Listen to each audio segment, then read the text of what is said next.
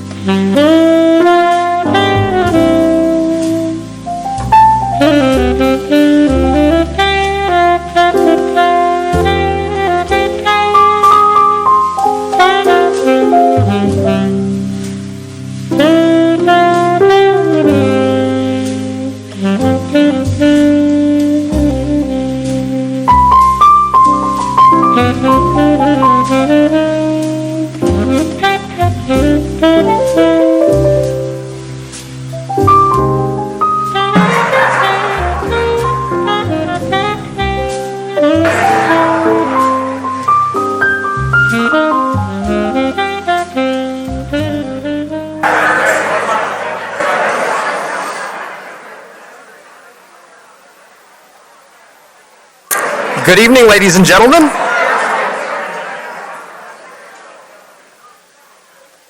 We're going to begin our program now, and certainly want to begin by welcoming everyone here to Wichita for the Professional Women's Bowling Association Hall of Fame induction ceremony. I'm Jason Overstreet. I'm the Deputy Executive Director at USBC, and it is certainly an honor to be part of this event here tonight, and certainly just breathtaking to see the fantastic turnout of all of the bowling legends and industry leaders that are here tonight. The PWBA Hall of Fame celebrates individuals who make a lasting impact on the sport, on women's bowling, both on the lanes and in service. I think that pretty much everyone in this room is aware that this is the first induction ceremony we've had in 16 years, and certainly fantastic to be back and resuming the tradition. Tonight we will recognize some extraordinary individuals with the highest honor that PWBA as an association can bestow. And we are certainly fortunate tonight to help welcome our new inductees and our honorees tonight in marking the occasion, having a number of legends from around the country who have joined us.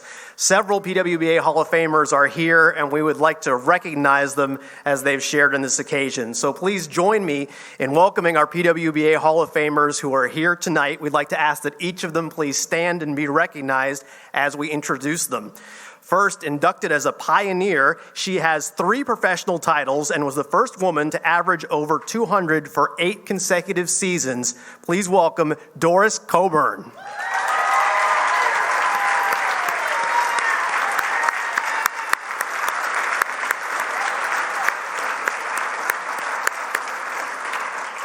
Also with us tonight, inducted for performance, she has 15 professional titles, including the USBC Queens, Cindy Coburn Carroll.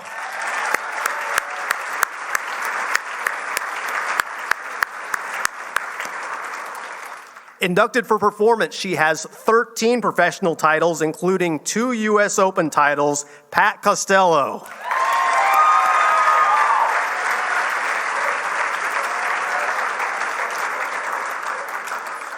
Inducted for Meritorious Service Builder, he was co-founder and president of the Ladies Pro Bowlers Tour, John Falzone.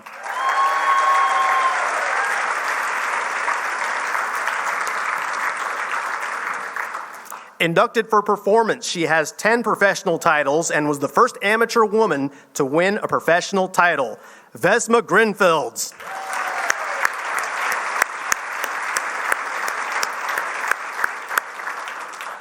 Inducted for performance, she has 25 titles, including the U.S. Women's Open, Tish Johnson.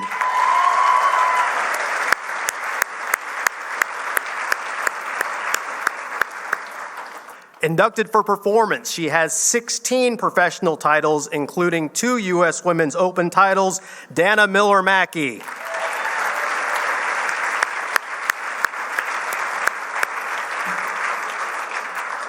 Inducted for performance, she has 10 professional titles. She's also won the Senior Queens this year, Jeannie Nacarado.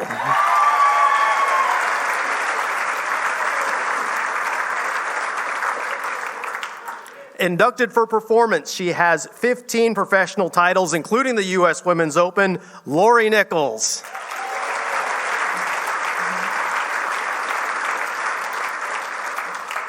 Inducted for performance, she has 9 professional titles, along with 6 USBC Women's Open Championship titles, Virginia Norton.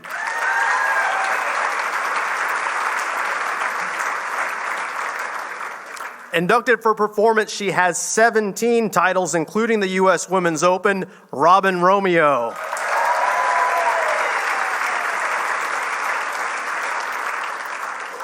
Inducted for Meritorious Service Builder, he was co-founder and owner of the Ladies Pro Bowlers Tour, John Summer Jr.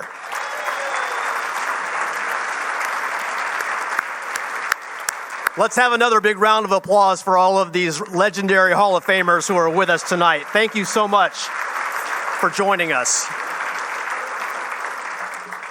The return and current success of the PWBA is only possible thanks to some tremendous vision and commitment of the bowling industry, specifically the leadership at USBC and BPAA. Those boards of directors of both organizations have consistently approved the investment in this program in the PWBA Tour.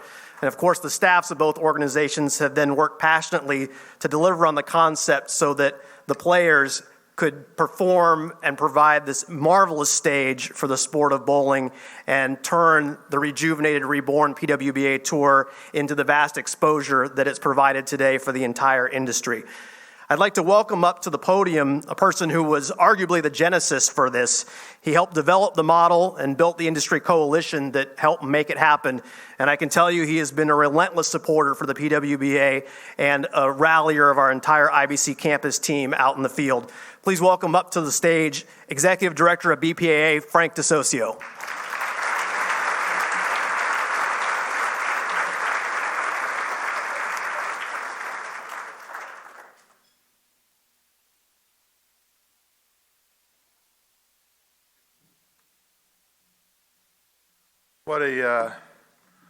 What a wonderful evening. Welcome to Wichita. More importantly, everybody here, welcome to the Hall of Fame night and for many, many more in the future. Give yourselves an applause. I promised Jan Schmidt I'd be quick on time. I promised Jan, and I'm going to stay there. So I've just got a few people to thank. Campus got together a few years back, maybe 5-6 years ago, and said, how do we make this happen? Campus got together and said, let's put a little task force together and see if we can bring this to life. Some of those people are here. I'm hoping I don't miss a name. Jan Schmidt, Tom Martino, Scotty Devers, and then anybody else that was on that task force, please stand up for a second. You brought us the dream. And whoever else, I know I missed a couple. John.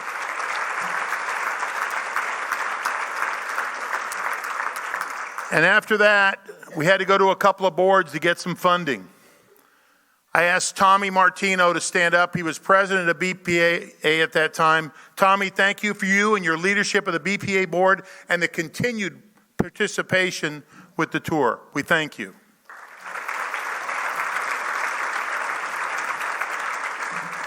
Another undying lover of what we were doing was the USBC board. At that time, if I'm correct, was led by Andrew Kane. Andrew, thank you, and please stand, Andrew. I know you're right there. Don't mess with me. A light. And I thank you and the entire USBC board at that time and their continued support of bringing this tour to life and to the future.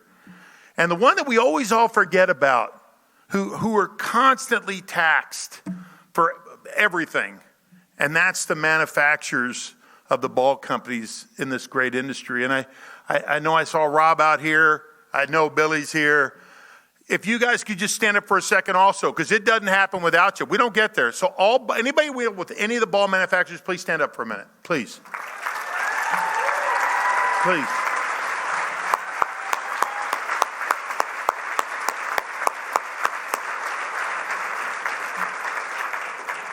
So when Chad and I went on those first meetings, man, it was a discussion. But we're there, we've arrived, and we thank everybody for it. One more person, a couple more people. I thank to JT, to Neil, and the staff of the PWBA that's out there. They used to be for a few, now 13 weeks. Thank you.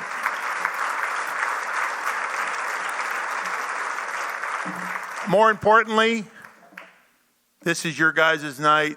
Thank you to the athletes that are out here bowling, the athletes that are coming. The horizon is bright. It's bright. And we're going to have a lot of fun for many more years. Thank you all. Enjoy your evening. Thank you.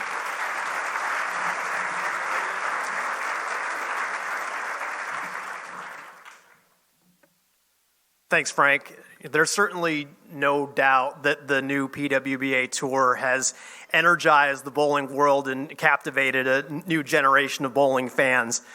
This excitement comes from the foundation and rich history of women's professional bowling and the PWBA brand that was built for many decades before it. Let's take a look at some of the great moments of PWBA history.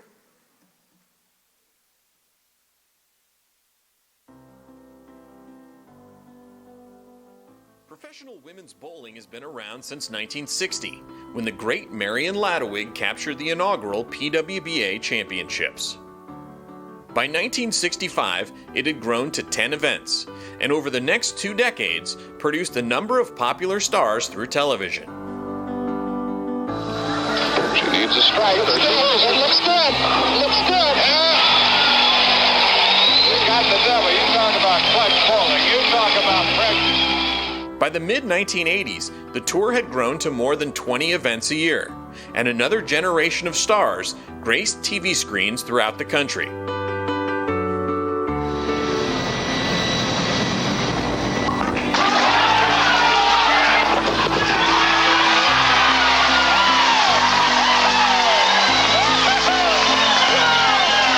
But by 2000, changes to the TV and sponsorship landscape made it difficult for the league to survive financially.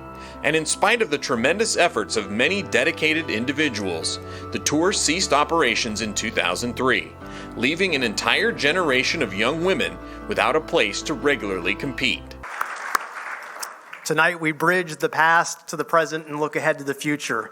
Now let's welcome our 2019 honorees. We're going to begin tonight with a special recognition. Anne-Marie Dugan was a superstar on the tour during the 1980s and 90s. Starting with her Rookie of the Year season in 1983, she was a consistent TV finalist, capturing 15 titles. Along the way, she completed the rare Triple Crown of majors, winning the 1991 U.S. Women's Open, the 1994 USBC Queens, and the 1995 Players' Championship. Elected to the PWBA Hall of Fame in 2003, Anne-Marie did not have the opportunity to be part of an induction ceremony. We're honored that she accepted the invitation to be recognized here with us tonight. Let's take a look at the career of Anne-Marie Dugan.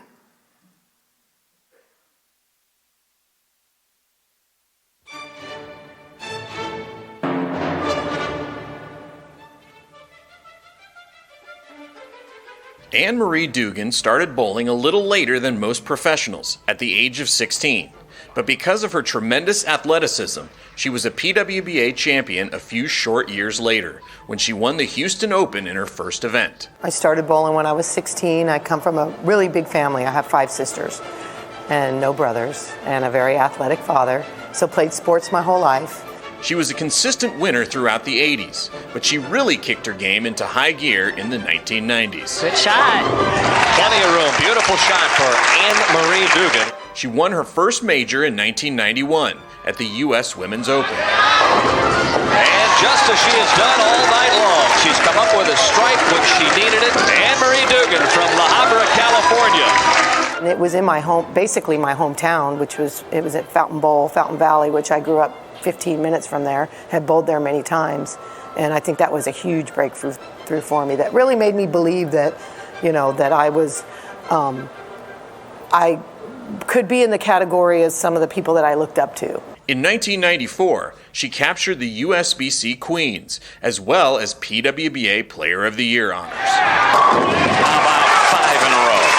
Anne-Marie Dugan winning for the second straight week and her third championship in the last month.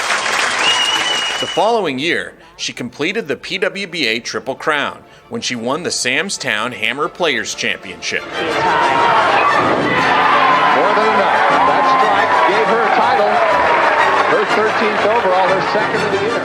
Overall, Dugan collected 15 PWBA titles, 3 majors, and Rookie and Player of the Year awards during her career.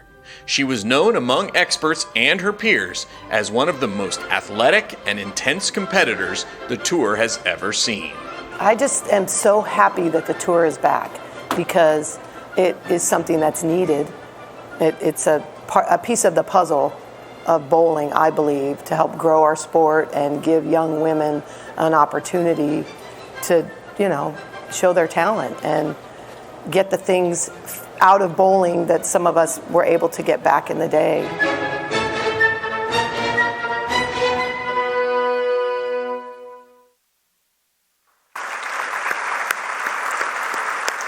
Ladies and gentlemen, in the category of performance, let's recognize Anne-Marie Dugan for her election to the PWBA Hall of Fame.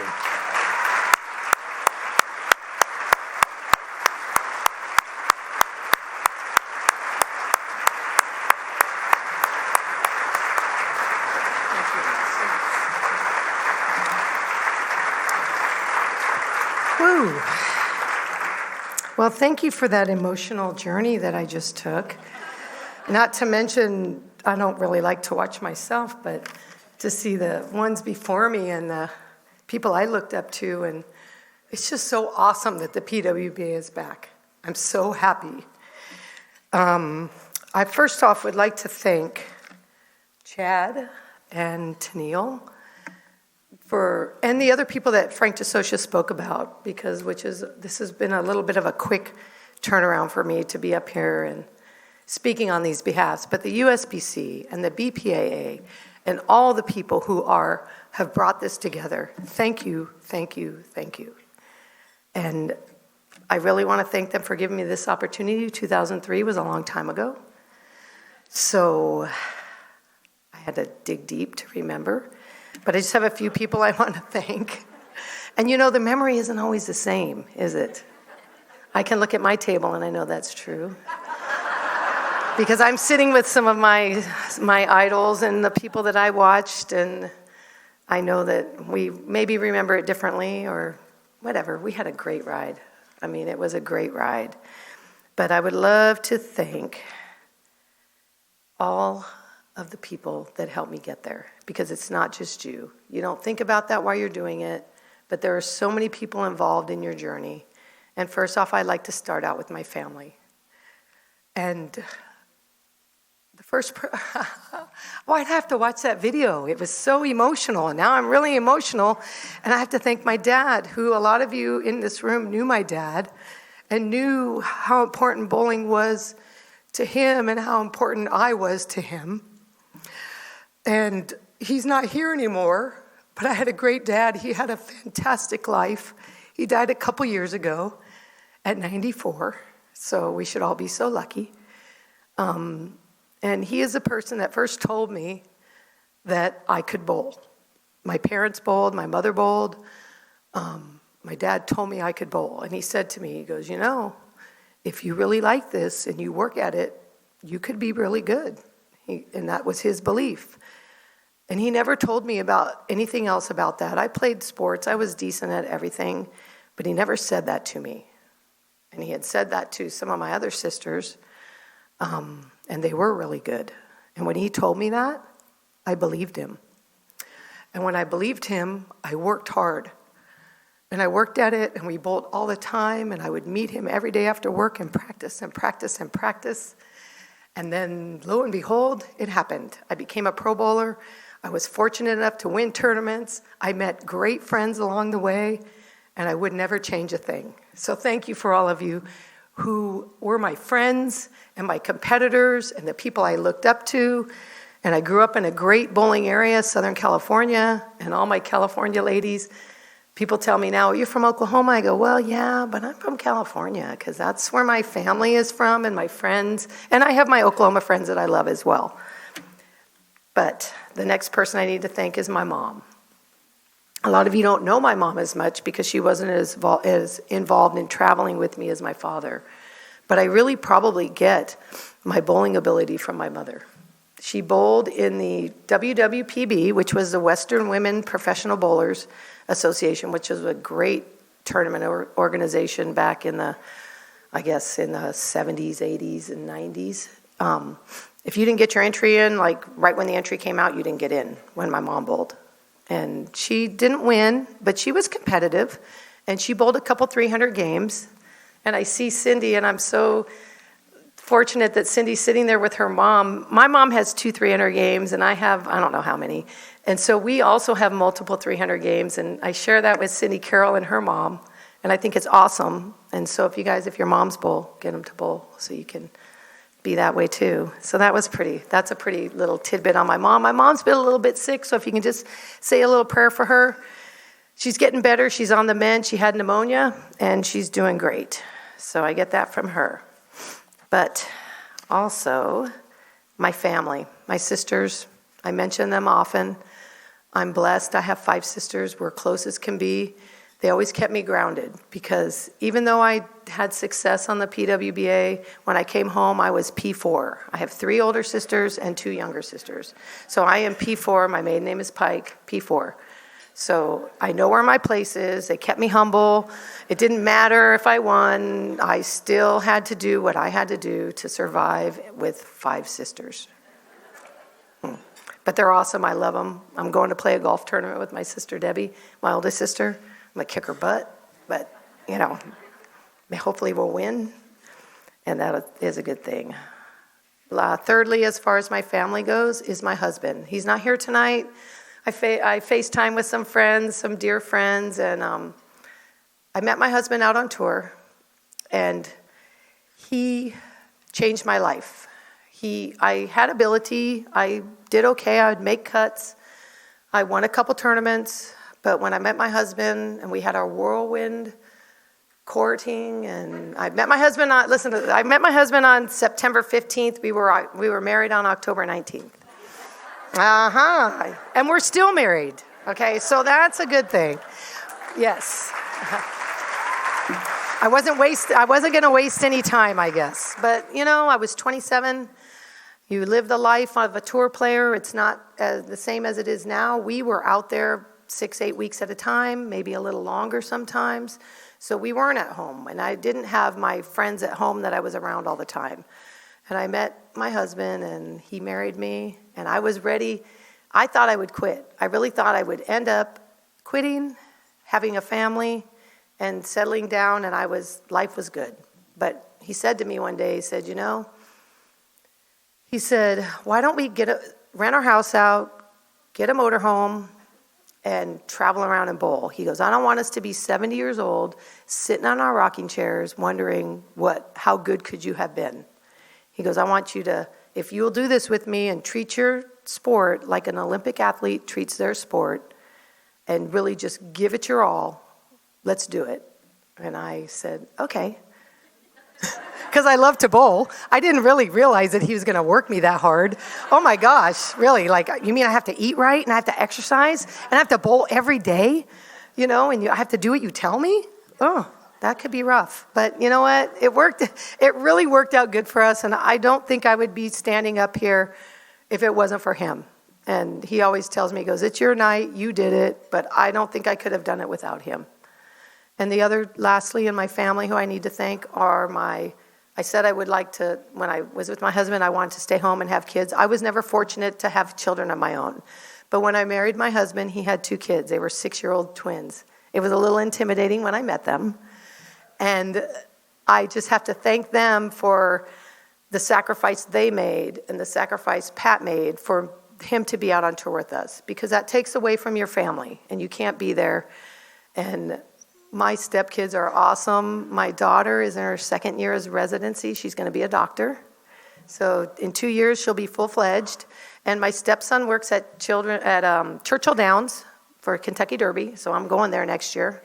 He is in charge of the new casino they have there. So they're doing fantastic, and I have to thank them for their selfless, not being selfish, my selfishness maybe, and them, they didn't know, they didn't have a choice, but I understand the sacrifice that they made, and thank you. So I have some industry people and friends that I want to thank as well. First off, let me make sure I have my stuff in order here. I have to thank John Summer. If it wasn't for John Summer, I would not have had the opportunity to do what I did.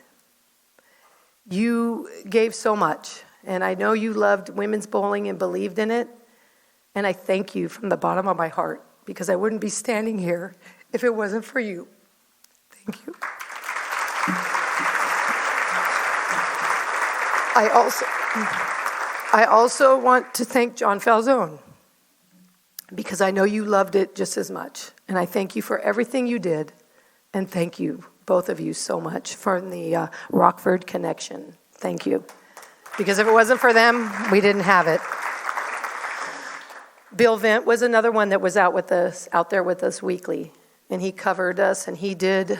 I know that staffs worked just as hard as we did, probably harder, because we could, they probably put more hours in than we did. We might have physically worked harder, but mentally. So thank you, Bill Vint. Another one was Fran Deacon. Fran was the tournament director. She was Fran Wolf. I still call her that sometimes, slip of the tongue. Fran Wolf was our tournament director. And I not only want to thank her for her guidance and her authoritarian ways, maybe? I don't know, something like that. She was really good at that, to putting me in my place when I needed to be put in my place. But I really dearly want to thank her for her friendship. And she did an awesome job, and I wish she was here. She's a PWBA. Is she in the PWBA Hall of Fame? Yes, Fran Deacon is. Also, our staff that we had out there, and I know there was numerous staff, the people I'm mentioning, some I will forget, that were out there for the majority of the time that I bowled. So we had our player services guys. We had Ron Bragg, Tony Hall, and Sean Morris. And I know, man, could you imagine, ladies, sitting in a place where they're reminiscing about us? I can't even imagine the things they did for us and how they helped us. And Pat and I would famously get into a few, arguments maybe? I don't know. I don't think it was. He might have. And I'd run out there, Tony, could you go knock on the motorhome, tell Pat to come back in? I'm sorry, I didn't mean to yell. Hey, and competition is intense. It is. And those guys, but Sean, I know you're here. Thank you so much. It's intense. And you know what? I still leave 9 pins. I leave them all the time still, Sean. I know my ball rolls out mostly, but it still happens. So then also the other people I want to thank is, first off, my first bowling ball company that I represented was Brunswick. All right, Brunswick people, yeah, okay. I love you guys, and I loved them then. And the main person at Brunswick, now Ron Bragg is there now, but I knew Ron from before for player services. But Ray Edwards was a huge part of my bowling career. He taught my husband so much, probably got late night calls from him, wanting to know, I need to drill her a ball, I need to do this, and da-da-da. He'd stay up all night thinking. And the information that Ray gave to my husband to help me do what I did was, I can't put a value on that. So thank you, Ray Edwards. You are awesome. A few other people were Tom Shimmick. I don't know if any of you remember Tom Shimmick. And Jim and CJ Goodwin. They did the regional program for PWBA. It was LPBT at one time, and then PWBA in the area that I bowled in. And the work that those people did and what they did to make it possible for us to have a way to make money while we were in the off season and provide us with tournaments, and they had to work so hard, and I so appreciate what they did. I couldn't even thank you. I guess there's no other better way to say than just thank you. And I was also involved with another staff, and they are here. It's Bill and Barbara Chrisman. And I want to, yes. I want to thank you so much for what you did to not only for me, but what you have meant to and done for women's bowling and just bowling in general. You are the most generous people, and I know you love bowling, as we all do in this room, but you go above and beyond. And thank you so much. I was proud to represent you when I did, and I just love seeing you every time I do. I see you. Thank you. I have just a few friends from home that I'd like to thank, and some from other parts of the country. One that is not here anymore. Barry Asher is a very good friend of mine, and I worked for him. He gave me lessons when I was young, gave me some of the best advice I ever got. He told me if you are good, you just need to be that much better. When I was feeling sorry for myself and things aren't going my way and the shot's not good for me. And he'd look right at me, he goes, well, if you're good, you just have to be that much better. And I'm just like, oh, I'm thinking I'm going to get some sympathy. Nope, not from Barry. Straight shooter. He also provided me with a job that I could work at when I didn't, it wasn't about, oh, I need this time off. It was, oh, tour's starting. It's like, okay, you go bowl, and when you come back, you have a job. So he's a very generous man, and I love him and his wife, Christy, and I will love them forever. So thank you. One of my early people that helped me out was a man named Gip Lentine, and I don't know if any of you know him, but he was the first person that gave me a job in the bowling industry, in a pro shop, taught me how to drill balls, taught me how to resurface balls, which is mainly what he made me do.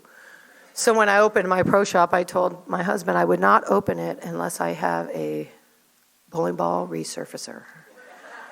Because that is hard work, and I'm not going to do that ever again. Especially with urethane balls. Really? To the people in the industry, and I thank you all for your support as you did, please stop making those urethane balls and tell people that they can resurface them, because you can't. It doesn't happen. It doesn't. So... just a thought. Carol, you know what I'm talking about. Yeah, I know it. Mm-hmm. And also a couple of the coaches that were big names in the time when I bowled and still are, Fred Borden helped me so much. And he was always so generous with his time for anybody that needed help to the pros. And he helped me so much, and I learned so much from him, and I hope he's doing well. But thank you, Fred Borden, and also John Jowdy. John Jowdy is not with us anymore, and I'm really sad that a lot of you young girls wouldn't have had an opportunity to meet somebody like a John Jowdy. He used to tell me, low and long, it's like an airplane landing on the runway. and I mean, those were the type of people that anytime if you were struggling with your game, you could call them and they would help you. And they were so good to us, and I miss people like that. Well, there's some of you are out there. I see you ball reps out there working hard and you guys do a great job as well. But also, I just want to thank a few of my roommates. When I first went on a tour, I roomed with, actually, Paula Vidal was my first roommate. Sometimes people think it's Karen Ellingsworth, who was my second roommate. But Paula Vidal and I went out on tour, and thank you, Paula, for going out there with me so I didn't have to be by myself. And she's still a great friend. Karen Ellingsworth, thank you. I don't have total contact with her, but I hope she's doing well. And we had such great times. And then probably my closest friend that was a roommate was Stacy Ryder. And little fire plug, Stacy, I hope she still works in the bowling industry. I love her, and she's just awesome. And I don't know what else to say except for thank you, thank you, thank you. Let me have this opportunity 16 years later. I always was honored when I was announced as a PWBA Hall of Famer. And I did feel like, I felt like I did earn it, but I never got the chance to say thank you. And I'm sure that I have missed some people. But you know what? If I missed you, thank you from the bottom of my heart. I want to say congratulations to Wendy. I want to say congratulations to Leanne. I want to say congratulations to Donna. It's your night. Enjoy it. And just thank you so much.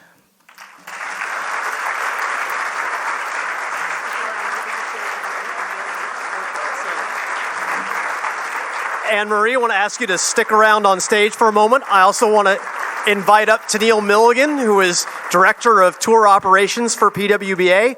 The PWBA has commissioned custom artwork for each of our honorees tonight, and it's a pleasure to reveal it to them for the first time.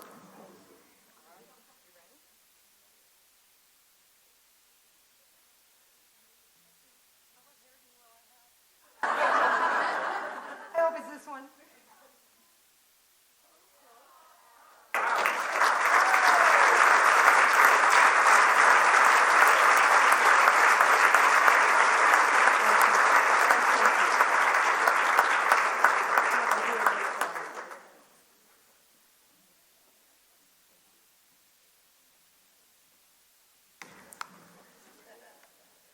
Congratulations again. What a fantastic career.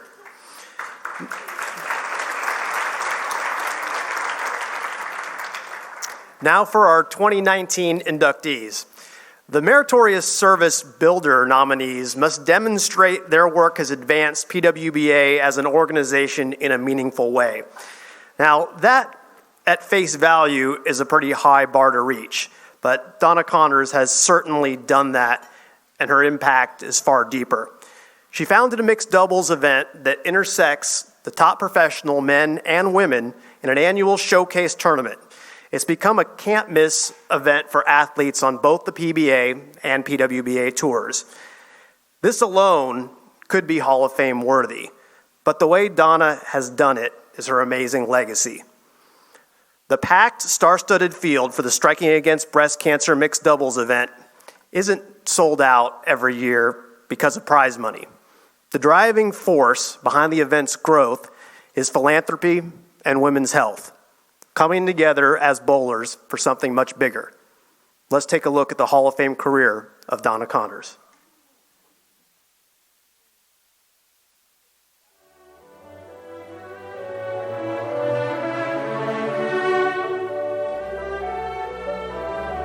Above all else, Donna Connors has a passion for bowling, and there was no doubt that she would find a way to do something special for the sport she loves.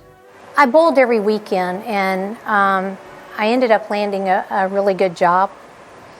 And I found out that I wasn't quite good enough to be out there all the time because I felt like my job paid more money. And so I decided that I would just kind of be a weekend warrior with it, and I would bowl on the weekends and work during the week. When her friend Lucy Bonneau became sick with cancer, she committed to running a tournament to celebrate her recovery.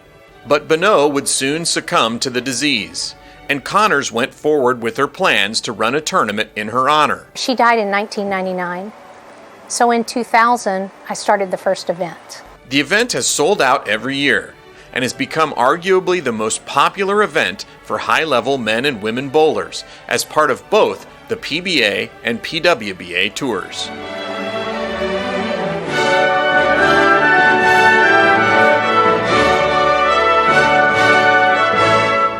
I want the tournament to continue to grow. Even if I'm not here anymore, I'd like for somebody to be able to take it and do what I do with it because it's special. And, people want to do good, and people want to be a part of something. And I think this tournament gives people hope. Connors' passion for bowlers and for bowling is a beacon of light in the sport, and Connors' example shows just how much one person can accomplish with dedication, hard work, and a generous heart. I would like people to know that I'm a good person and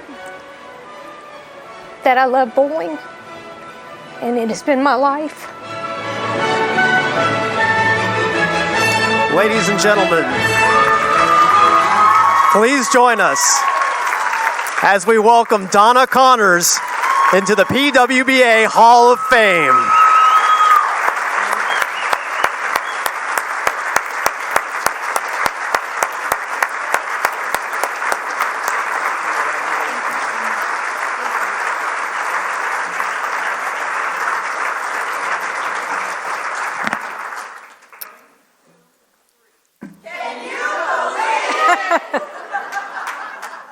Y'all will die later. First and foremost, I need to clarify something for Wendy. First, I want to let Wendy know that even though I couldn't see over the dashboard in the Jeep yesterday, I can at least see over the podium. So I wanted to clarify that.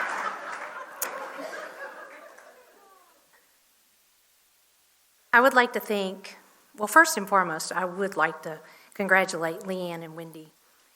I'm so honored to get to go into this class with you guys. I mean, it's a dream. And who could I ever think would be great to go in with you guys? It's just awesome. So thank you so much. I would like to thank the USBC and the local USBC and the state, the BPAA, the PWBA, and the committee that selected me. I would also like to thank my good friend, Beth Owen, hold on for this, Chipolewski, for interviewing everybody on the planet to submit me.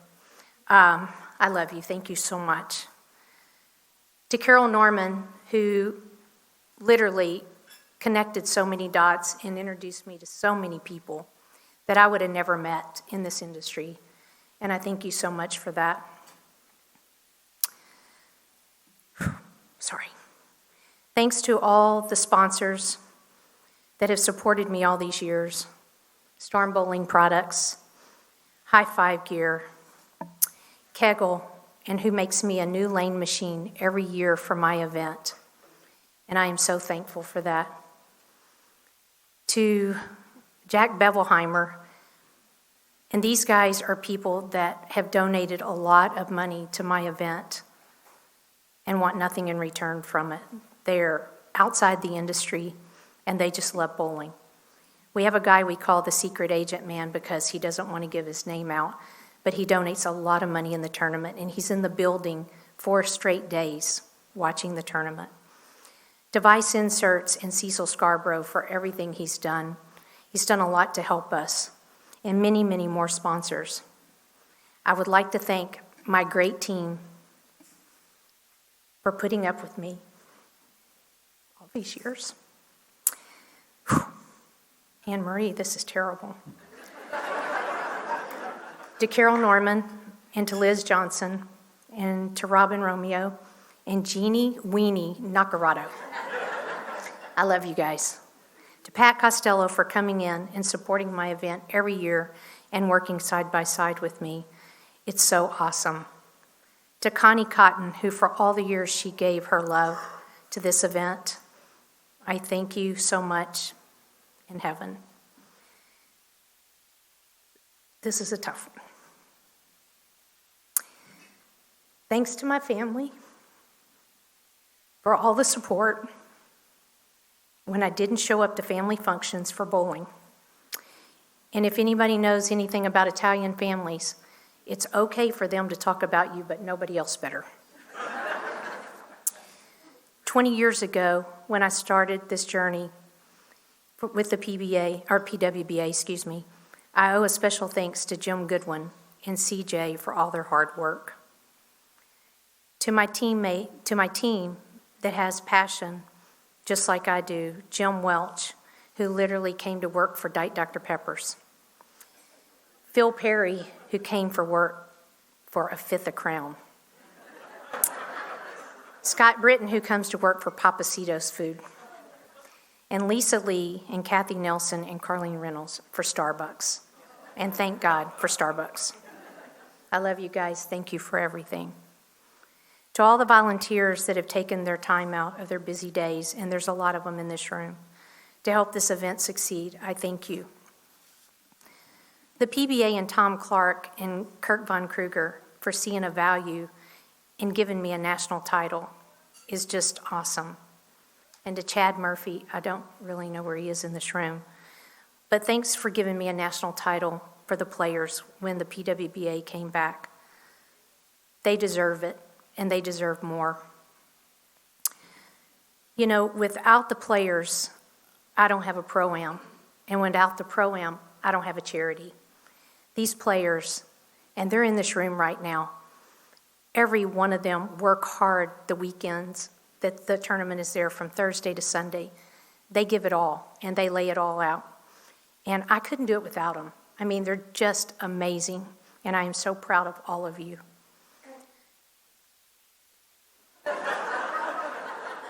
Everybody okay? Okay. To Dino Castile for taking care of the players and the pro-am. To Paul King, he's sitting over here. He comes for 4 days and he donates 4 days on his feet of photography for free. Everybody works for free. Our food, our booze. We've got that figured out. To David Fields and Mary Louise Young and Yo Jay and Maggie and all these guys and the raffles that work are just totally amazing. To Mama Joan Romeo, of all her words of wisdom and her guidance. Excuse me. And just to let everybody know, she's doing much better, and we are so excited. To Zeno Garcia for taking care of the Facebook page, along with Lisa Lee, who's over here. They make sure that it's all out there because I don't have time and I really don't know how to do it. Sean Rash for buying almost as many raffle tickets as Kathy Nelson. They say it takes a village to raise this child, but it has taken an army to raise me. When this event started, I had a lot of thoughts in mind on how I wanted to grow it. I started to look around for sponsors, and the harder I looked, the more no's I got. It was no, we can't help you. No, this isn't going to happen. No, no, no. And I told Carol, I said, I probably should write a book, 50 Shades of No. So Carol said we were going to a tournament in Vegas, and she said, I have somebody I want you to meet. That person that I met was Barbara Chrisman. So we visited for a few hours, and anybody that knows Barbara, she can talk and I can talk, and it was awesome. So I asked her, I said, hey, would you be willing to sponsor this event? So I was waiting for no. She said, well, I don't know what the hell we can do, but we'll do something. And from that moment on, a friendship started. And that something turned into the greatest many years that Barbara and Bill Chrisman have stepped up and supported this event. And I am so grateful. On May 8th, Gary Holzenberg and the Team Storm launched a campaign to sell 300 IQ tours. Well, the IQ tour, 20, right? For 20 years. For $300 a ball. Well, we broke the record. In 17 hours, the ball sold out, raising $90,000.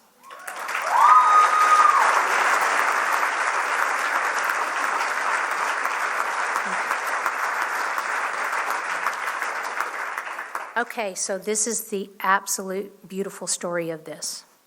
Again, Barbara and Bill stepped up to the plate, as they always do. It's okay to tell this, right? They donated all the manufacturing cost and all the shipping cost of wherever those balls go to in the world. They donated that so the foundation would receive all $90,000, and I love you for that.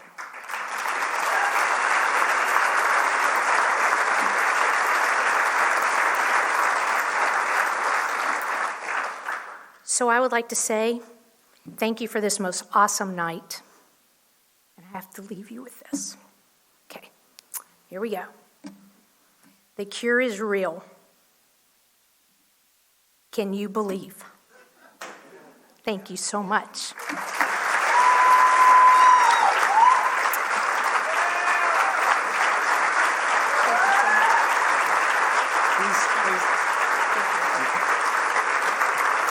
Donna, please stay on stage as Tennille reveals your portrait. Oh, God.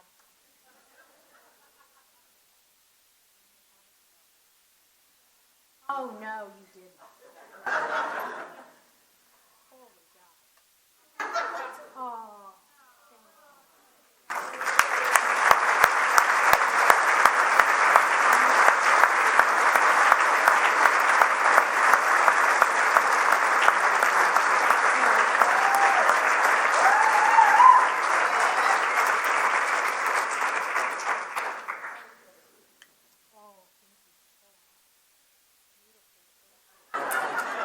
Y'all are all going to be jealous.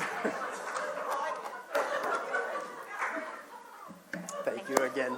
Drinks are on me. Thank you again, Donna. And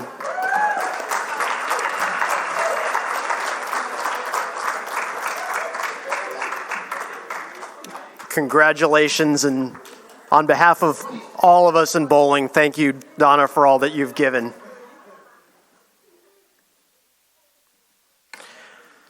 Our next inductee really burst onto the scene as an 18-year-old high school senior when she became the youngest bowler to win the U.S. Women's Open. It didn't take very long for the world to see that Wendy McPherson's success was certainly no fluke. She added the Queens 2 years later, and by the age of 22, she had completed the Triple Crown of major titles. Wendy McPherson went on to win 20 PWBA titles, including 4 majors. Along the way, she set some pretty impressive records, including 15 consecutive TV appearances. In total, she has more than 100 television appearances. And Wendy McPherson's talent and accomplishments transcend the tour.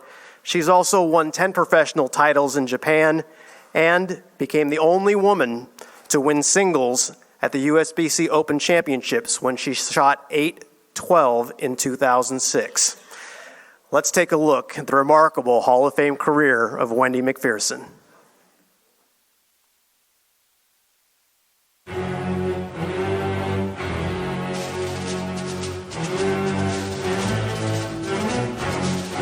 See how she comes out of the hole.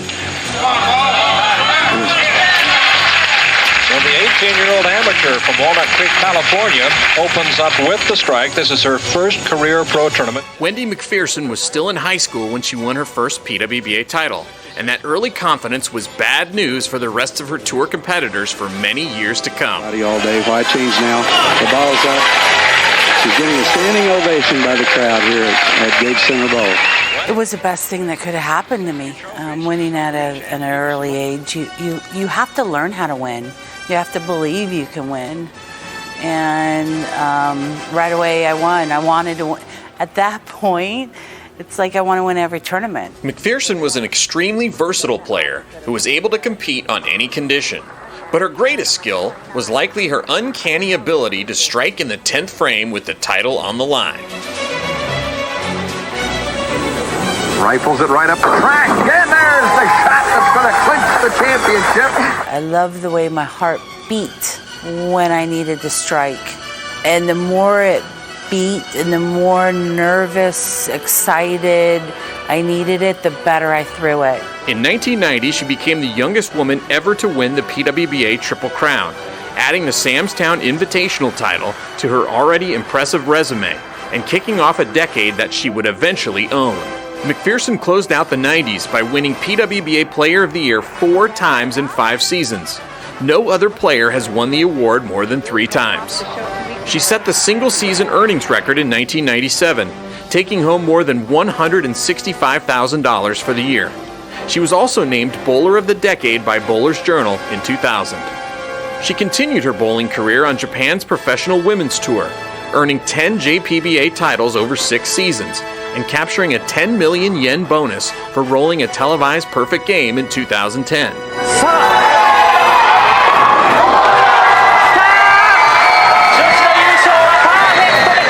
And as if that weren't enough, in 2006, she became the first woman to win a USBC Open Championships title when she fired an 8-12 series in the singles competition. McPherson is the owner of 20 PWBA titles, 6 majors, over 100 TV appearances, and is the all-time leading money winner in the history of women's professional bowling. She is quite simply one of the best clutch players the sport has ever seen.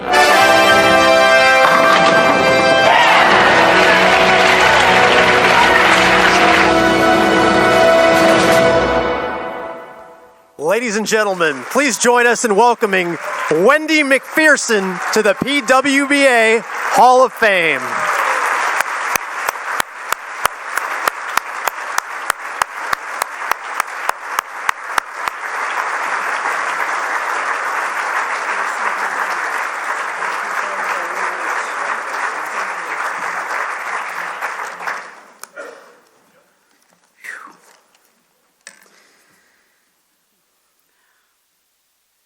Amory was right. I was not emotional until I saw all my hairdos in the film.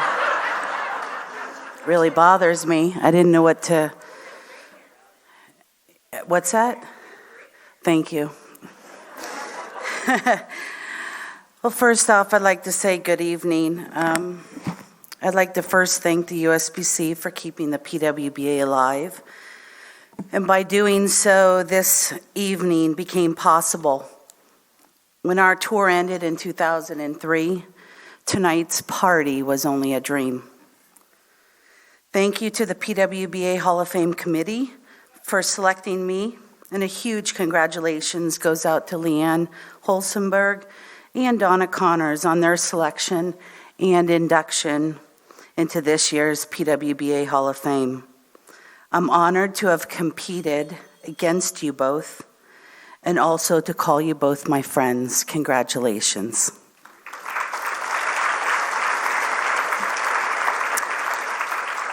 Sorry, I just got trifocals and I'm having an issue here with the lights. Jason doesn't have trifocals. I don't know which line to use or not use. I'm having issues here. It's real. It is real. In February, I received a phone. Oh, much better. In February, I received a phone call from USBC Executive Director Chad Murphy. He had informed me about my selection into tonight's PWBA Hall of Fame. As I hung up the phone, I was filled with emotions, happy, excited, thrilled, and honored. After the initial 30 minutes of emotions, I actually had a feeling of quiet and sadness. Sadness for what used to be. And as we all get older, memories fill our minds, and we tend to reminisce of the past. I can't help but miss those years of bowling on tour. 18 years of tour life were some of my best years. My career on tour was exactly what I had envisioned. I wanted to be a pro bowler. I wanted to be on television. I wanted to be a champion. I wanted to be one of the best. I was blessed to have a platform to advance my career. And with that being said, I must first thank Mr. John Summer.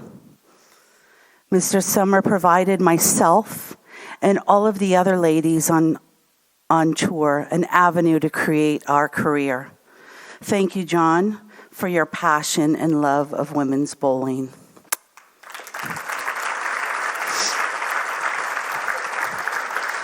I would also like to thank the LPBT staff of Mr. John Falzone, who's here, and it is his birthday too, by the way. Happy birthday, John.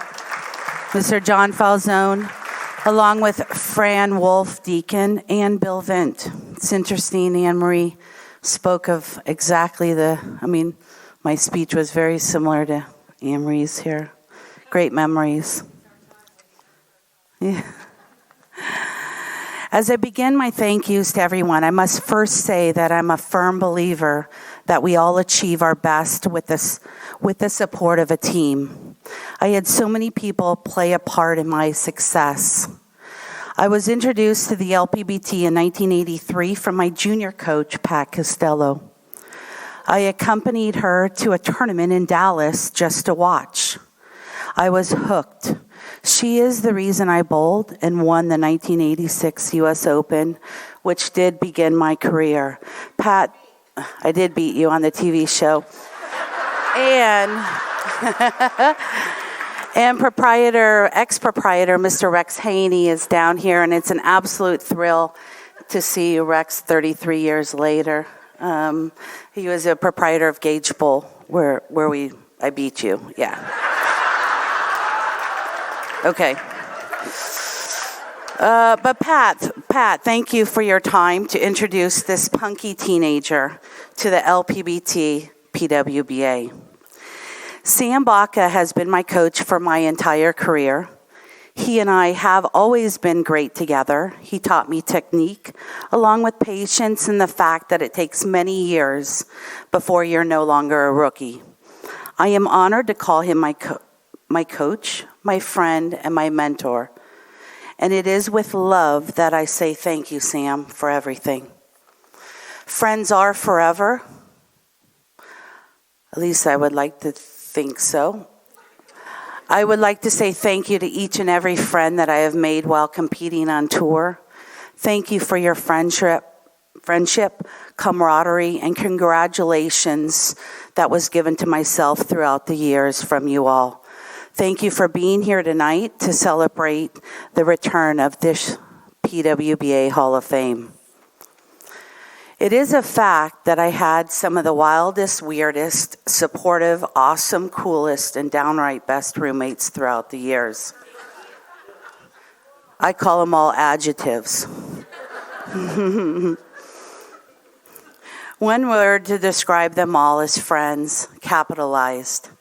I'd like to thank Marlis Tapp, Sandra Jo Shirey, Jill Albrecht Weber, Stacy Ryder, Tennille Grijalva Milgan, and most of all, Carol Ann Giannotti. I met Carol in 1988 when Steve Mackey arranged a match against the Aussies and 6 LPBT members. Carol was and still is known for being the crazy Aussie. I tried to decide how I was going to write this on her this evening, and I think a lot of things are best left unsaid. Right? And I thank God there was no phones, no Facebook. We only had the Rand McNally map in our car, and that's all we had, and things were really, really good. We immediately became friends when I went to Australia. I invited her to come to the U.S. and go out on tour with me. She joined the LPBT that year, and I have never gotten rid of her since. Honestly, I don't ever want to get rid of her. We have been best friends for 30 years, and I can only pray that it'll be another 30 years. Our friendship is purely based on love and respect. Carol Ann has made probably the longest trip of this year to be here tonight. She flew in the other day from Perth, Australia, to be here to celebrate this evening with me. Thank you, Carol Ann, for your support of my bowling, for the support of me. I love you, my friend.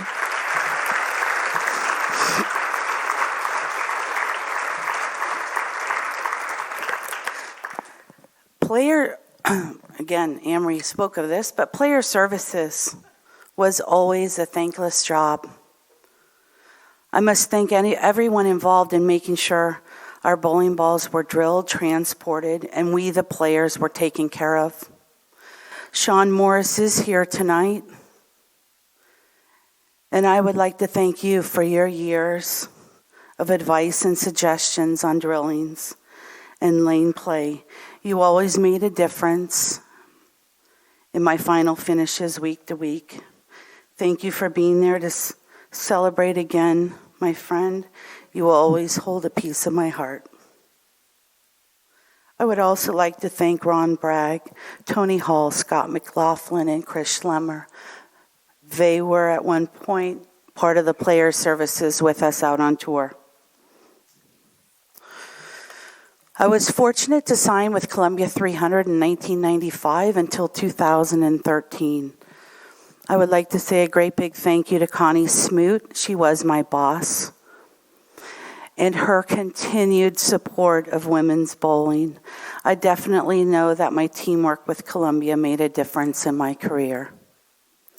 During my early years with Columbia, I was blessed to have a ball rep every now and then. Chad Murphy was my ball rep every now and then.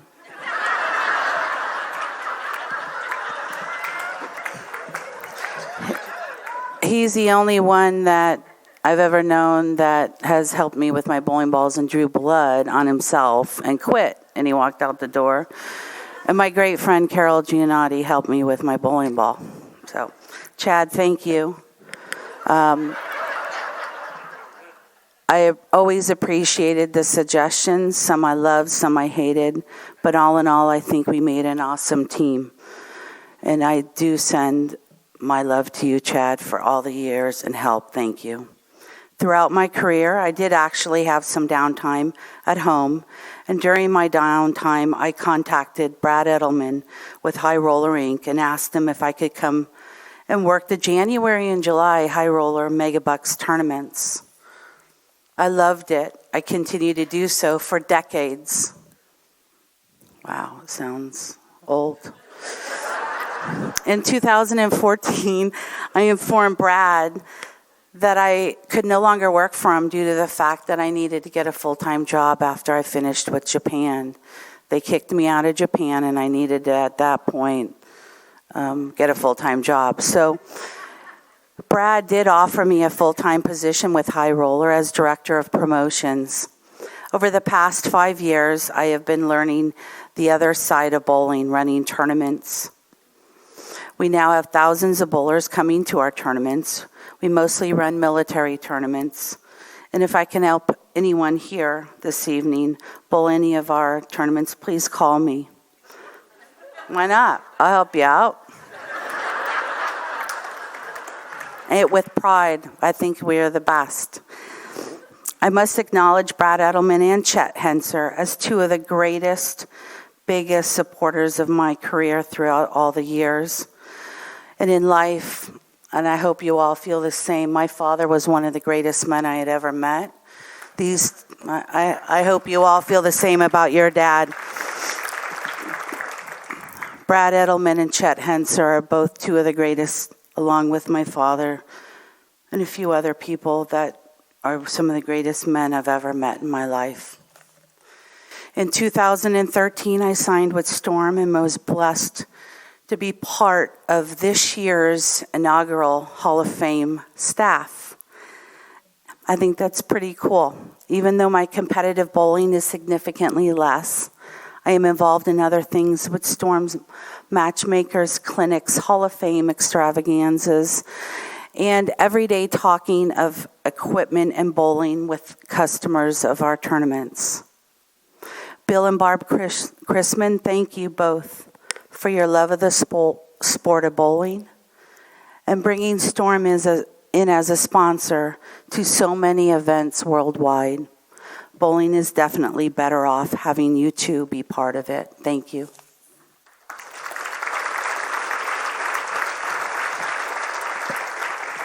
My table this evening is made up of friends and family, and I would like to thank my USBC Women's Championships teammates, Shar Hamill, Lori Schmidt, Andrea Petraglia, and Carrie Kloss for taking time out of their Queen's preparations and helping me celebrate this evening.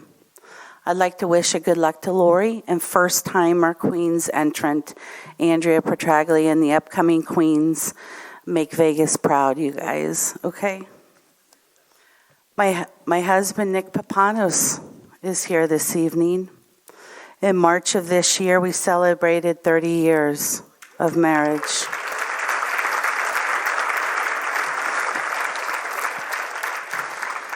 When we got married in 1989, we purchased a fifth wheel and traveled the country, again, like Anne-Marie. We traveled the country while competing on tour. We had some unbelievable adventures throughout our 3 years of travel. The USA is magnificent, and we explored it all. In 1992, Nick and I moved to Henderson, Nevada from San Diego. At this time, Nick got a full-time job. We bought a home and made it ours. At this point, I found it very comforting to have stability at home. I had nothing to worry about, and Nick took care of everything. This allowed me to be 100% mentally committed to task at hand. My only gripe throughout my entire career was that I sent home a first-place check, and the next week I received a bouquet of flowers with a card that read, "Great bowling last week, babe. Thanks for the new car." True story. I laughed, I did, but I actually was disappointed by his choice of car. I thought he would have gotten a little bit of a more hip, cooler car. Just my opinion. Everything you do has and will always be appreciated, Nicholas. Thank you. I love you.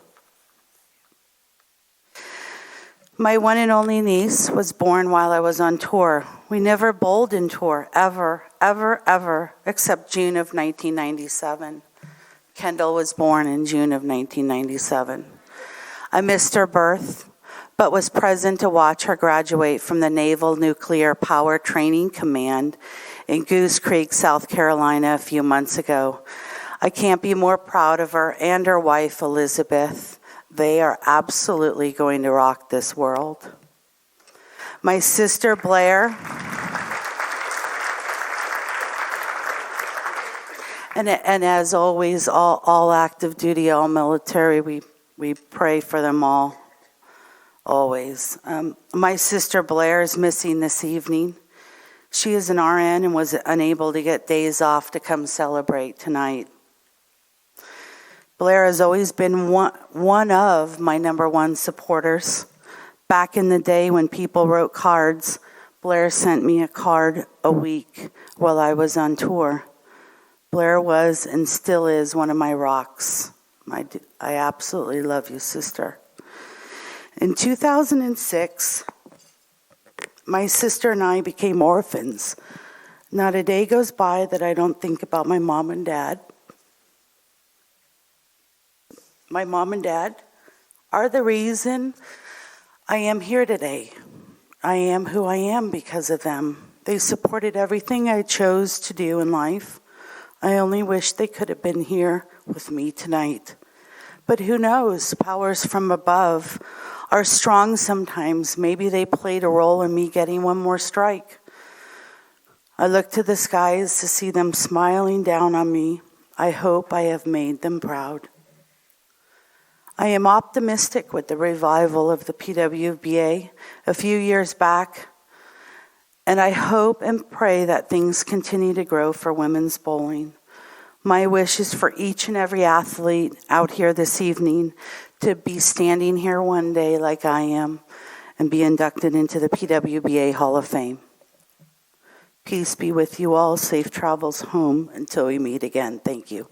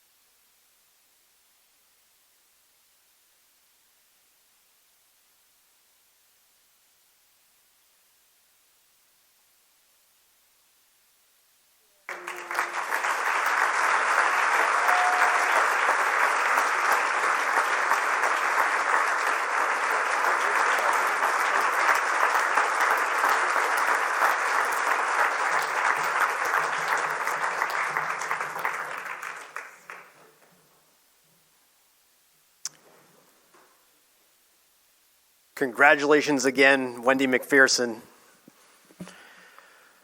Our final inductee of the evening is not only one of the top title winners of all time in PWBA history, she's an icon who revolutionized a new style of play.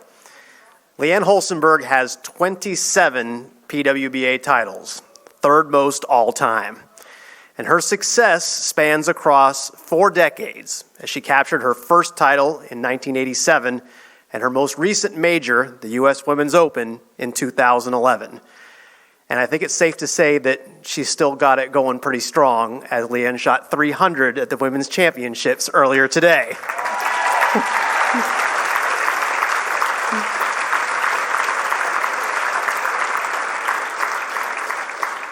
With more than 100 television appearances, Leanne Holsenberg inspired a new generation of female power players. Nicknamed Boomer, she was the first to showcase the strength and high rev rate that we now see on the PWBA Tour today. Leanne won back-to-back Player of the Year titles in 1990 and 1991. Those same years, she also won back-to-back PWBA Sportsmanship Awards. An incredible person on and off the lanes. Let's take a look at the Hall of Fame career of Leanne Holsenberg.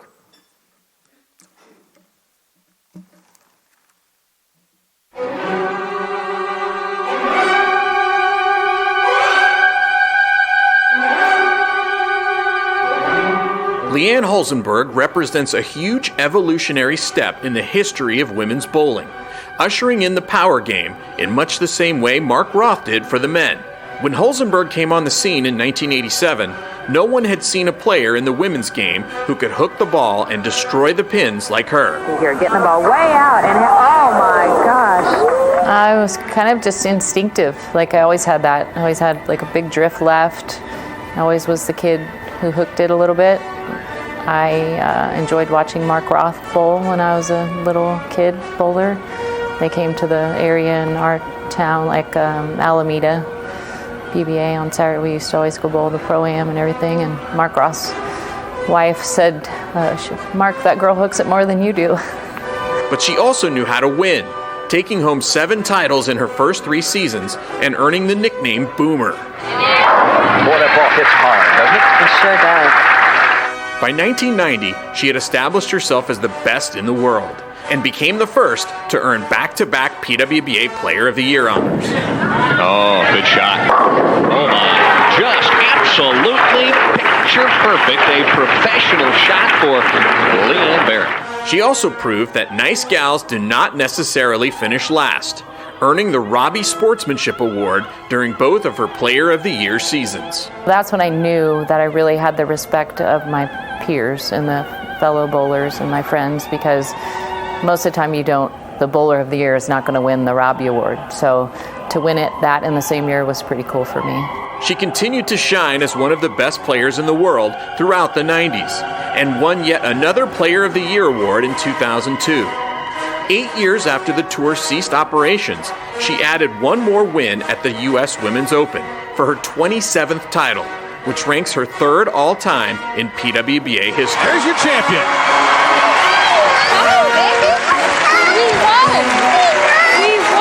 With 27 wins, more than 100 TV appearances, and well over $1 million in career earnings, Leanne Holzenberg cast one of the sport's biggest shadows. But the young Bombers on today's tour can thank Boomer for introducing the exciting power game that is so familiar today.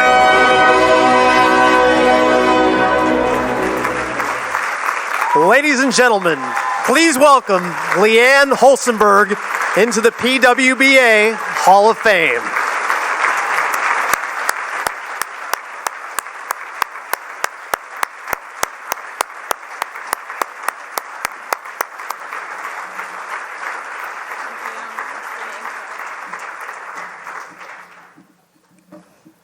It's a nice humbling video to see that young face. I think it's funny because they say that I was the person who hooked the ball, and it didn't really look like the ball was hooking compared to what it does now. Oh, this has been a great night. And I could say goodnight, and we'd all be happy just to go home. And I already know I'm going to forget things because with Anne-Marie and Wendy talking about our life on the PWBA and the LPBT, all the memories come back. So I will already apologize for people that I will miss, but it doesn't mean I'm not grateful for every one of you. I would first like to thank the PWBA and the Hall of Fame committee members and everyone involved with bringing back the PWBA and now the Hall of Fame. I really appreciate all of your efforts. Thank you to everyone here for choosing to spend this awesome night with us. When they announced that you could nominate people for the Hall of Fame, a gentleman by the name of Eric Hartman contacted me and asked if he could nominate me. He is a bowling historian who put together quite a few people for the USBC Hall of Fame, and he did a very thorough job of putting all of my info together. I invited him here tonight, but he was unable to make it, so I would like to thank him for all of his efforts. My friend Carla also sent in some of my info as well, and she is here, so thank you to Carla. I had a lot of trouble for the last couple months writing this speech. I thought about it a lot in my head, of course, when I go on my walks on the weekend. And Saturday, I called Wendy, I called Donna, and I said, "How's your speech going?" Neither one of them had written their speech. So I knew I was okay. I'm not the only procrastinator. And Anne-Marie said she didn't even write her speech. She came here with bullet points, and she gave the best speech of all. She's like off the, perfect. When I think of Hall of Fame speeches, I think of people who have long been retired and who can reflect back on their career. Now, I can easily reflect back on my career, but I don't really feel like I'm retired. And I think that's why I had trouble writing this speech. In my head, I know there's little probability that a 51-year-old with a bad hip, a working mom, a case of plantar fasciitis can compete with 20 and 30-year-olds, much less win. But in my heart, I feel like a competitor, and I think I always will. So I thought, what should I say in my speech that you don't already know about me? Maybe that I need a rosin bag right now because my hands are sweaty. My hands are shaking. I Googled how to write a good Hall of Fame speech. That didn't really help me any. And I know it's the end of the night. It's been a great night, but I'm sure you want a short speech, so I will try not to keep you too long. I grew up in California, and I started bowling when I was 8, which doesn't mean I'm going to go year by year, so it won't be that long. In the NorCal program that I grew up in, I bowled with some people that you may have heard of. Tish Johnson, Hall of Famer. Nikki Giannoulias, Hall of Famer. Linda Norrie Barnes, Hall of Famer. Dee Dee Davidson, Hall of Famer. Kim Terrell-Kearney, Hall of Famer. And Wendy McPherson, Hall of Famer. When I was about 12, I went to Los Angeles, and I met Anne-Marie Pike, now Dugan, Hall of Famer. I think it's pretty cool that 40 years later, we are all friends and share so much history and good times together. I think it shows the importance of a very good youth program. I grew up in Fremont, California, and learned how to bowl at the Hillman's Cloverleaf Family Bowl. We had the best youth program in California, and they still have the best youth program today. Less than 1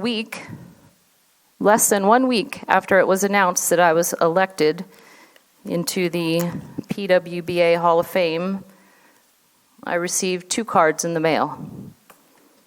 One was from the owner of the bowling center that I grew up in, Don Hillman, congratulating me. For so many years at the highest level, you did it. We are so proud of you for your election to the PWBA Hall of Fame. It's a great honor which you richly deserve and have completely earned. We send our love, Dawn and Charlene. That's a keeper. The other card is from my youth director from when I was a very young person. Renee Covington, her husband Bud, was my coach. And she made a homemade card with pictures of the last time we saw each other a few years ago in 2015. When we heard, Bud and I started talking about you and all the tournaments, the All-Stars, the leagues, and when we saw you at 8 years old, knowing you would be a star someday. We had so much fun and so many memories of the youth at Cloverleaf. What a wonderful, unforgettable time. When we look at the pictures above, we knew how lucky we are to have kids like you and Michael in our lives. The honor you are receiving is well-earned and well-deserved. You are not only a professional bowler, you have the poise, the grace, the smile, and the kindness of a wonderful lady. We love you, Bud and Renee. So I will keep these forever, obviously. We had a great youth director, and she instilled a lot of fun in our program, but she also instilled very important lessons, and she was very important to us.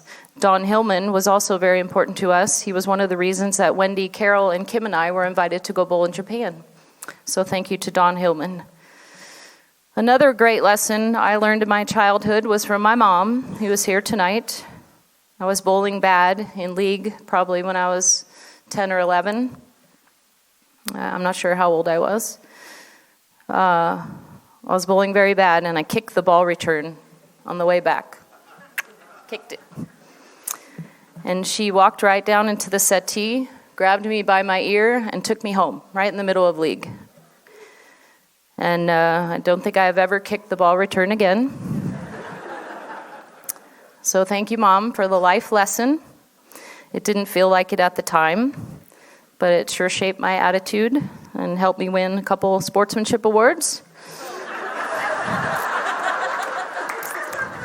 I would also like to thank you and Dad for all the time, money, and miles spent on me in my childhood, and thank you for coming here tonight with us. My dad worked for General Motors, and my family was transferred to Oklahoma in 1984 when I was a junior in high school. There were a lot of great bowlers in Oklahoma and Texas, and I got to meet and learn from them at a very young age. In 1987, my parents took out a $2,000 loan for me and gave me their minivan so that I could go on tour. I won 3 titles my first year, paid them back, and that was the start of my career. It was my only job for 17 years until the tour ended in 2003. There were plenty of ups and downs, but only 3 of those years did I not win a title, so I have nothing to complain about. Growing up as a very insecure person, I've always been a people watcher. I learned how I wanted to be by watching other people, both good and bad. One of the reasons I wanted to be a part of the PWBA when it came back was not just because I love bowling, or Carolyn made me, but because I believe that young people need role models. I had some really great role models when I started my career, and I would like to mention a few of them. When I was 12, my grandfather took me to meet Pam Buckner. She was the house pro at the Reno Hilton, and we instantly had a bond that we still have today. Pam was very instrumental in my first ball contract with Ebonite in 1989, and I will always be grateful to have met her when I did. Her enthusiasm for competing hasn't changed in the 40 years I have known her, and all of us who knows Pam can recognize her laugh from a mile away. So thank you, Pam, to always being a friend for me. When I moved to Oklahoma, I met Carol Norman, who also lived there. Carol was so friendly, warm, and genuine to me, and she encouraged me to bowl a Midwest tournament group called the Great Plains Bowling Association. She knew I would gain experience, and it was ultimately Carol who encouraged me to try the LPBT. Soon after that, Carol won the biggest U.S. Open at the time, and I have always looked up to her.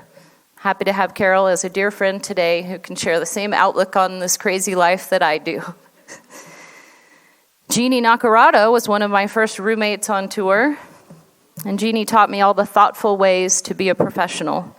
She taught me to write thank you notes to the sponsors and the host centers, and to send flowers or a token of appreciation when you were lucky enough to win a tournament in those centers. Thanks, boss, for always being there for me. Robin Romeo probably doesn't realize she was a role model to me, but she was.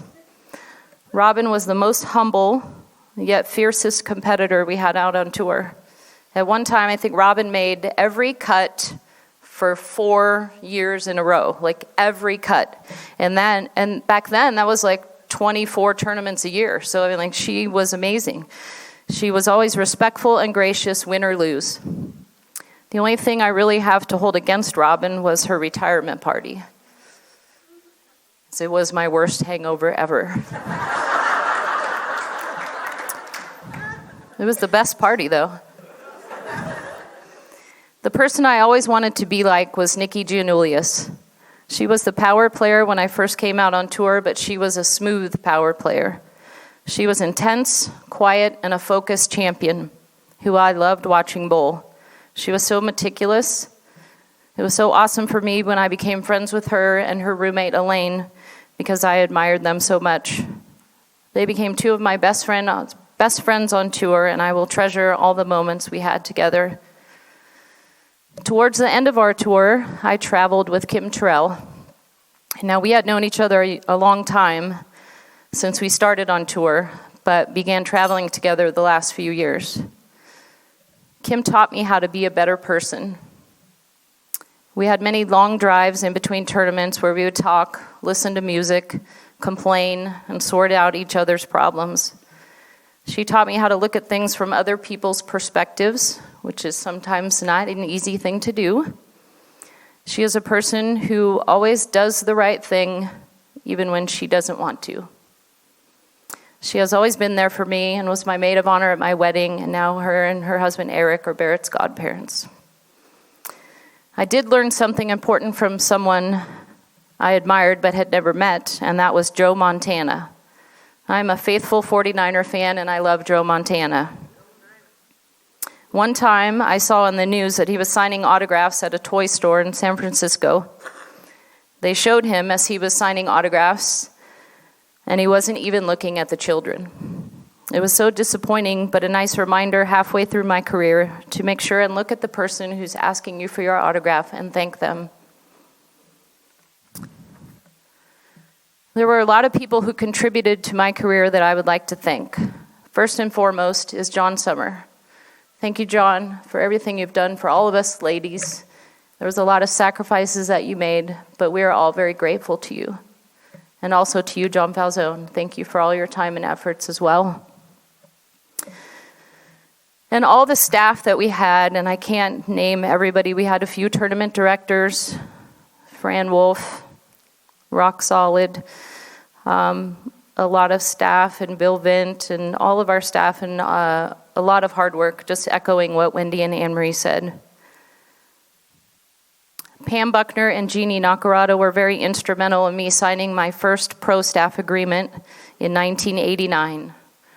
There were only 4 of us on staff at the time, Pam, Jeannie, Alita, and myself. It was a huge privilege to be on staff, and I was proud to have served on the Ebonite staff for 22 years. I would also like to thank Bill Supper for offering me that first contract, as well as Mr. Bill Scheid, Ed Gallagher, Judy Garrity, and Bob Reed. I was so lucky to have awesome ball reps as well. Randy Stoughton, Brian Purcell, and sometimes Del Ballard. We didn't have them all the time, but what a difference they made when they were out there. They weren't just my ball reps, they were my friends, and they still are my friends today. We also had great player service guys who took good care of us.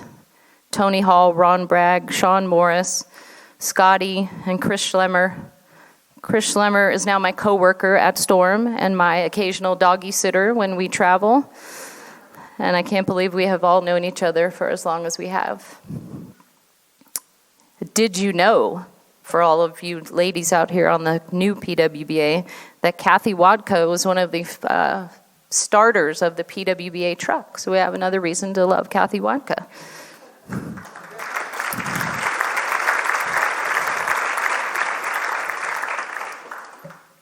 Summer of 2003, the tour ended.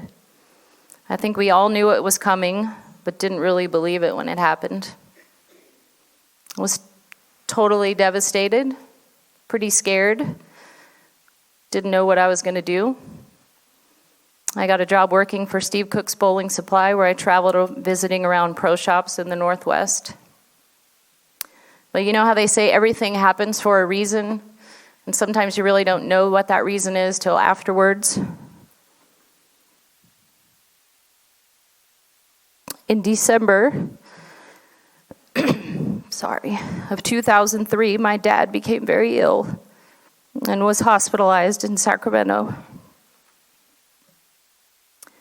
I was at the hospital every day with him, but most days he didn't even know I was there. He stayed in the hospital for 3 months. And on March 16th, 2004, he passed away.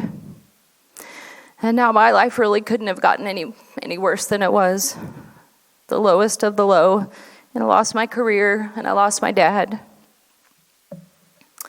And then, a month later, right here in Wichita, Kim and I were attending the WIBC convention, and I met Gary Holsenberg.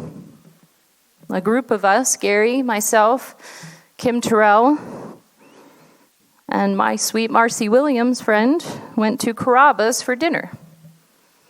Then we went back to California, and Gary and I started dating.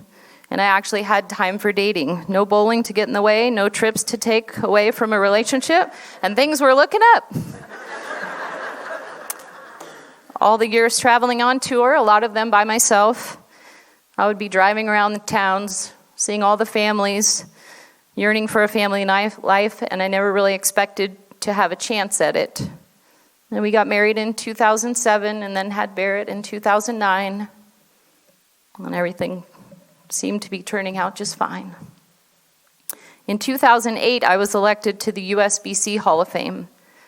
Such a great honor, and while I was writing my speech for that ceremony, it was then I realized that everything I have in my life, is from bowling. My mom and dad met in a bowling center. My brother Joe and I grew up in that bowling center. I had a great career, traveled the world because of bowling, made awesome friends around the country, got a job in bowling, and I met my husband. But what I also realized that I wasn't even close to giving back to bowling what it had given me. I had always given back to the NorCal program that I grew up in, whether it was being the guest pro at their annual banquet, bowling all the junior adult tournaments, some with Amanda Fry, or making donations when needed.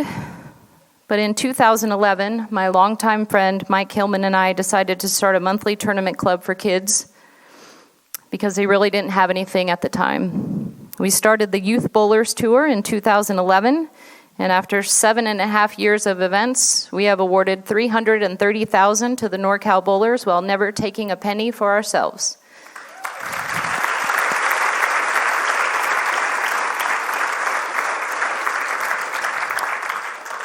We have great volunteers and great sponsors in Storm, Rotogrip, and Logo Infusion.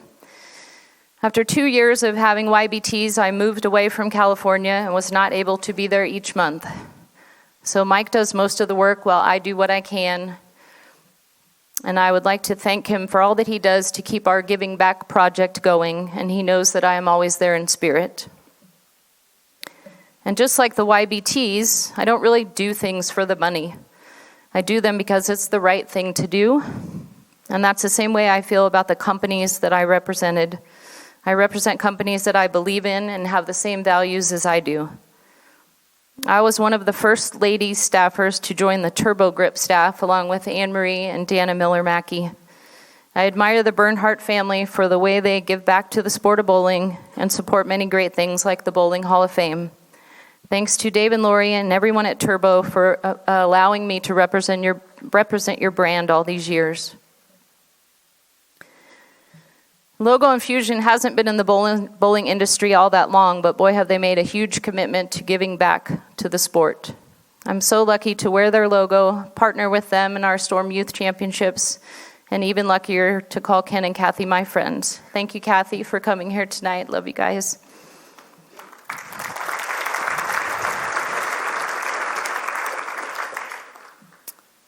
I really have always prided myself in having good relationships with everyone in the bowling industry. It's a very small industry we have, and everyone knows each other, and being respectful is an easy, good thing to be. I have long admired Bill and Barbara Chrisman for being so active on the professional tours, and that's where I first met them. They would sponsor our events, come watch us bowl, and Barb always said the ladies were her favorite, and we loved having her out there with us. In 2003, Roger Nordic offered me a job at Storm. Now, I really never had a job. I worked at Steve Cook's, and it was easy because I just visited pro shops and everything. So this was kind of going to be a big girl job. And I was just a bowler. I didn't know. But I thought, how cool would it be to work for the #1 company in bowling? And it was really hard to move away from our families, but it was a great decision we made. Being able to continue my career in bowling with a company who gives back to the sport more than any other was a perfect fit for me. Thank you to Roger, Hank, Dave, and especially Bill and Barbara for letting us join the Storm family. Bill and Barb, you do so much for your people, and we are eternally grateful to be a part of your family. It's hard to imagine where the sport of bowling would be without the Chrismans. Whether you are on their team or not, you can't deny the impact they have on our sport. Their generosity is unmatched, and their humility is unparalleled. Simply put, bowling is better with Barb and Bill in it. And I'm proud to be a small part of the Storm family. Thank you both for all you do and allowing me to to do what I do.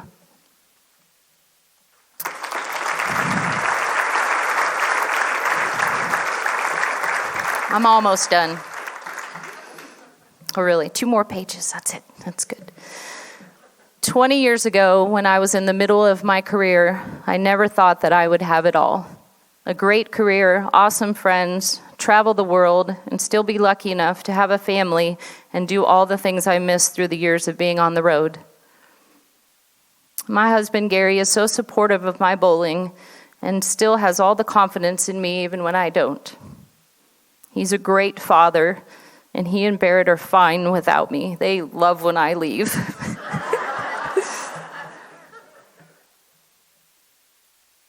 And sometimes Barrett is my travel partner. He hangs out with all of you. And then we get in the car and he says, "Mom, how'd you bowl?" Because he doesn't ever watch me bowl because he's watching all of you. He said the other day, "How's your speech going? Are you going to talk about me?" And I said, "Of course. We only have one title together as a family, but it was a big one. Not just because it was the U.S. Open, but because we were all together and for the awesome memory of the little 2-year-old fist pump as he rolled the ball down the lane in Cowboy Stadium. Something we will always remember. I love you both with all my heart.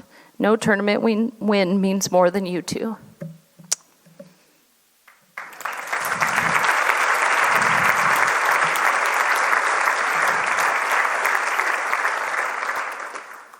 Lastly, congrats to my fellow inductees. Anne-Marie, I'm so happy you had this opportunity to come up here and share your funny stories. You're awesome. You've always been a friend to me. Congrats. Donna, I love you and your passion, and I hope we work together for a very long time. Congratulations. Wendy, our paths were very similar. And I'm so happy to share a lot of these special moments with you. Congrats to you 3 and me, all 4 of us. Thank you again for all of you coming here tonight to celebrate this awesome PWBA Hall of Fame, especially the PWBA members of this era. My wish for all of you is that you have the opportunity to do what I did for so long and make as many memories as I have along the way. And maybe one day you'll be up here giving your Hall of Fame speech to the next generation. Good luck to those competing in the Queens at beautiful North Rock Lanes. Thank you again to the PWBA for this great honor and everyone coming here tonight, and good night.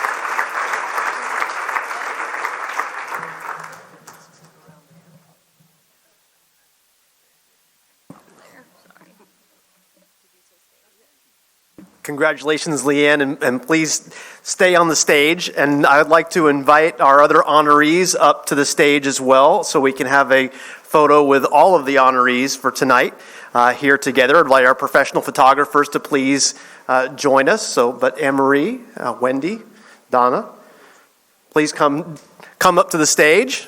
And this will certainly be a wonderful photo opportunity for everyone.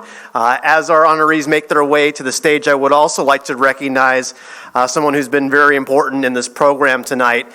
Could we please have a round of applause for Jason Thomas, who produced all of the videos for tonight's. He certainly loves PWBA. So now if our photographers would like to, feel free to get in. Each of you would like to stand alongside your portraits. It would be a wonderful photo opportunity for us.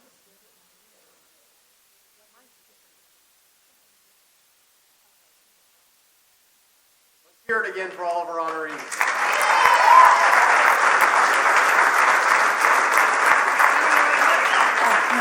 Where do we look? The biggest lenses.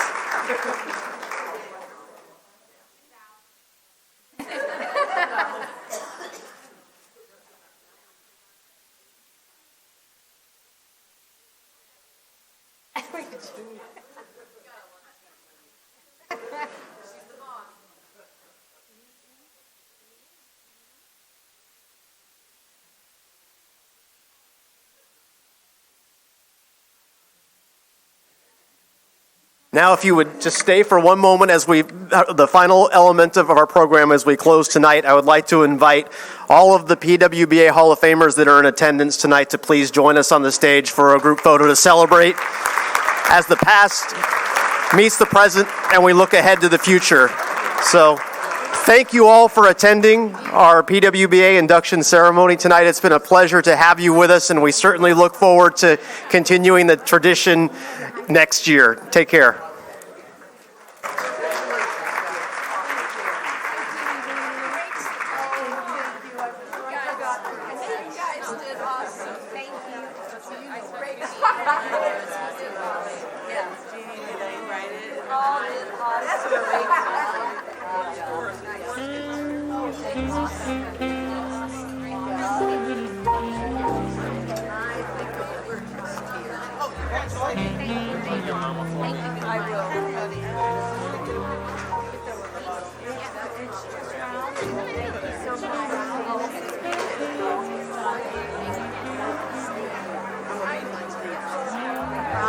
Hey, nice to see you.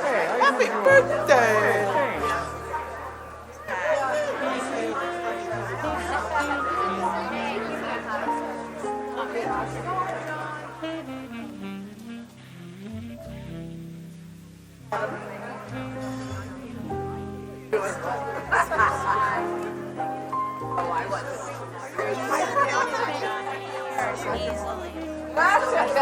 I told her it was quite so much. All right. It's done by 9. Thank you.